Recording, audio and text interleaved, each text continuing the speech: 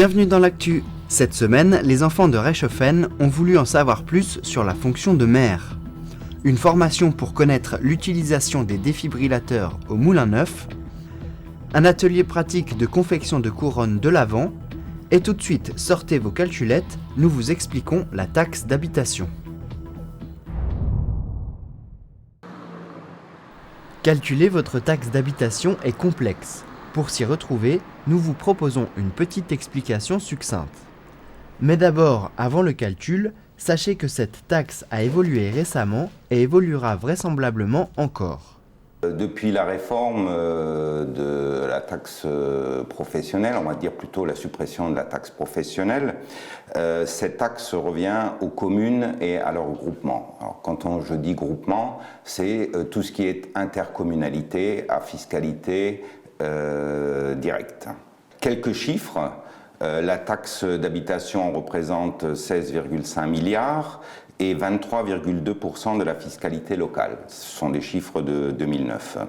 La moyenne de la taxe d'habitation dans le Bas-Rhin se situe entre 800 et 1000 euros.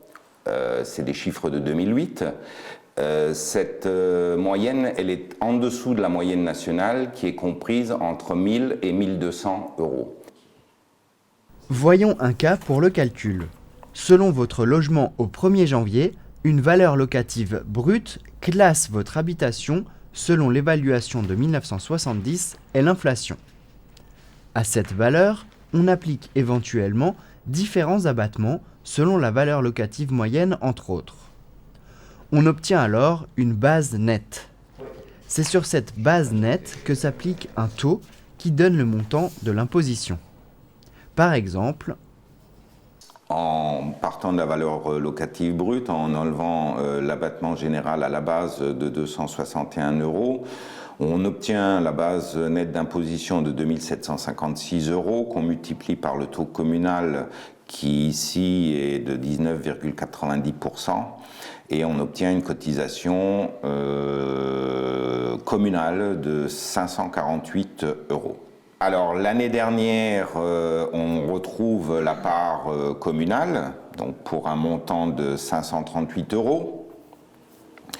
On retrouve le département, que nous n'avons plus en 2011, pour un montant de 260 euros, et la contribution de 2010 était de 798 euros. Donc il y a une augmentation de 38 euros à ce niveau-là. Au total, s'ajoute la contribution à l'audiovisuel public. Enfin, sachez que les étudiants ne payent normalement pas de taxe d'habitation. Pour plus d'informations, contactez le Trésor public.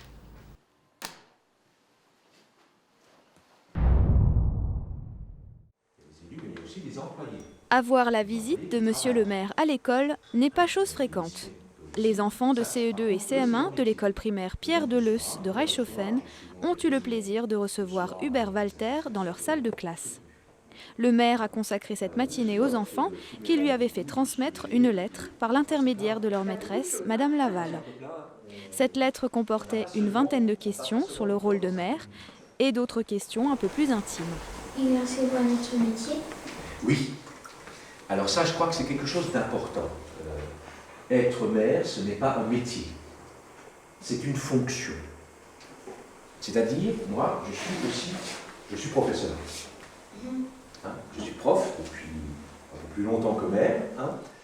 Après avoir répondu aux nombreuses questions, petit cours d'éducation civique. Le débat s'est alors élargi sur les symboles de la République et les élections. Les enfants étaient tout oui. La matinée s'est terminée par la démonstration du port de l'écharpe de mère, de quel côté il fallait la porter, pourquoi ou ce que représentent les 3 couleurs. Ayant répondu aux attentes des enfants, le maire a alors pris congé et les écoliers ont pu retourner à leurs occupations quotidiennes. Merci. Très bien. Allez, au revoir et bonne journée. En 2012, chaque commune de la communauté aura un défibrillateur. Ces défibrillateurs sont garantis 5 ans, ils sont fabriqués à Wissembourg. Pour apprendre à s'en servir en cas de perte de connaissance sans respiration, la communauté de communes du pays de Niederbronn-les-Bains a organisé une soirée au Moulin Neuf. avec démonstration et film à l'appui. Le cœur assure la circulation du sang. Lorsque le sang ne circule plus, la personne devient inconsciente. Chaque minute perdue, c'est alors 10% de chance de survie en moins. Pour reconnaître l'état d'inconscience de la victime, il faut lui poser des questions simples et lui donner des ordres simples. Si la personne ne répond pas à ces sollicitations, on écoute si elle respire, tout en regardant si sa poitrine se soulève ou non. Il respire. Ramène le défibrillateur. Et 1, et 2, et 3, Comment et est-ce 4, qu'on a fait et le 5, sang et 6, et 7, et 8.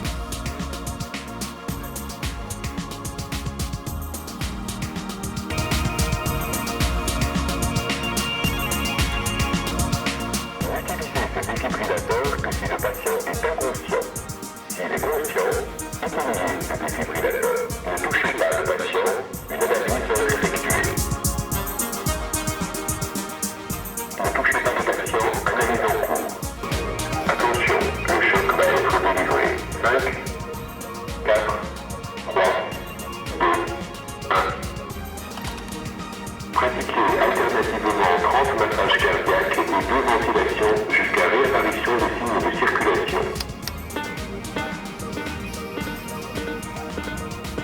1, 2, 3, 4, 5, 6, 7, 8, 9, 10. L'emplacement des défibrillateurs sera indiqué par des panneaux verts.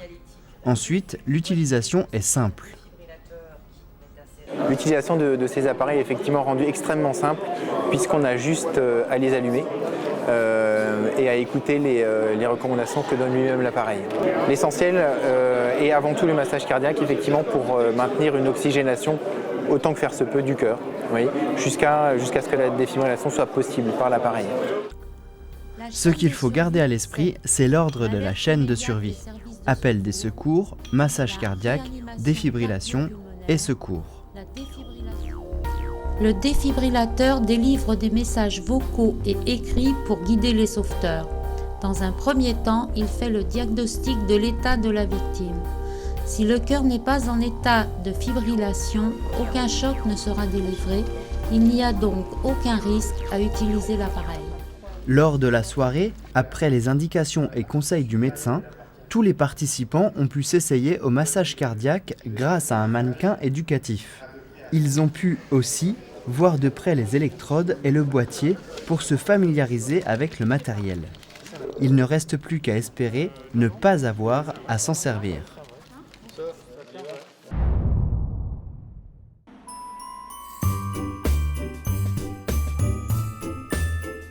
À quelques semaines de Noël, il faut penser aux petits gâteaux, aux cadeaux, aux pains d'épices, mais surtout aux décorations.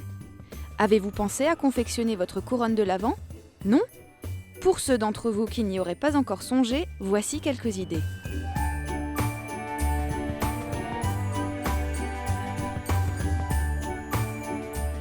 Pour faire une couronne de l'Avent, il faut vous munir de quelques branches de sapin nobilis et un peu de cyprès bleu. Il vous faut également une couronne de paille, du fil de fer, des bougies, quelques rubans et des petits sujets à coller pour la décoration finale.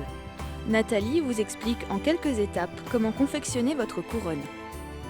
Donc pour le départ, on prend des branches un peu plus longues pour la fin, pour cacher la fin de la couronne. Alors on pose ça comme un puzzle.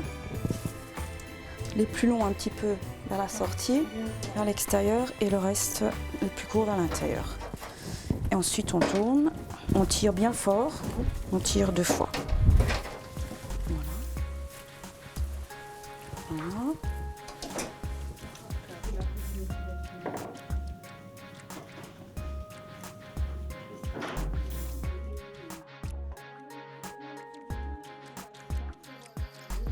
Alors vers le bout, en fait, je termine vers le côté, comme ça. Bonjour.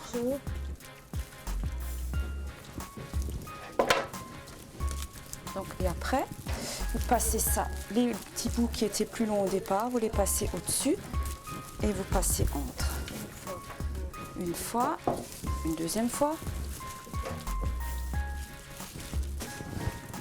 Ensuite, pour terminer,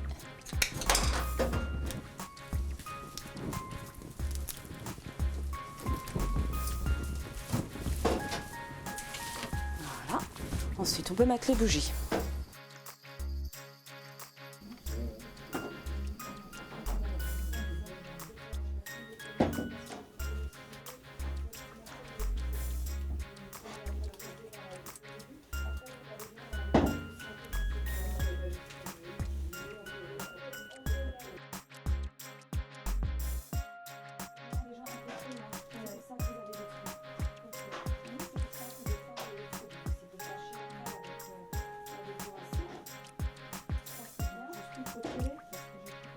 Donc un nœud. Voilà. On fait une première coque, une deuxième coque.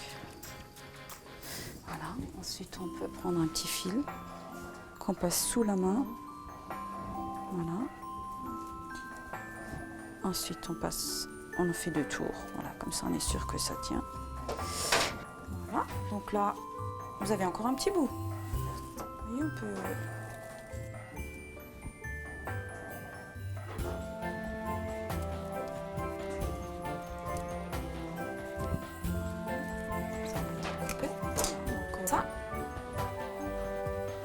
Si vous voulez, vous pouvez utiliser le couteau. Prenez pas les doigts, c'est trop dangereux. Vous utilisez la pointe du couteau. Voilà, et vous faites une petite pression. C'est peut-être mieux que les doigts.